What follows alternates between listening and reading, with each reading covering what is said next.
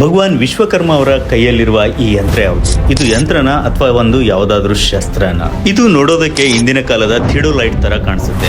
Google ಪ್ರಕಾರ ಇದನ್ನ Discover ಮಾಡಿದ್ದು 16th ಸೆಂಚುರಿಯಲ್ಲಿ. ಇದು ಹಾರಿಜೆಂಟಲ್ ಹಾಗೂ ವರ್ಟಿಕಲ್ ಎರಡೂ ರೀತಿಯ ಮಾಪನಗಳನ್ನ ಅಳೆಯುವಂತಹ ಒಂದು ಮಾಪಕ.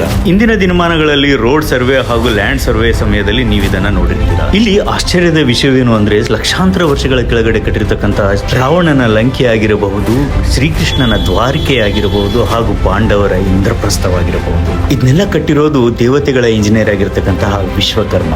ಅಂದ್ರೆ ಈ ಮಾಪನಗಳ ಬಗ್ಗೆ ನಮಗೆ ಲಕ್ಷಾಂತರ ವರ್ಷಗಳ ಮುಂಚೆ ಗೊತ್ತಿತ್ತ?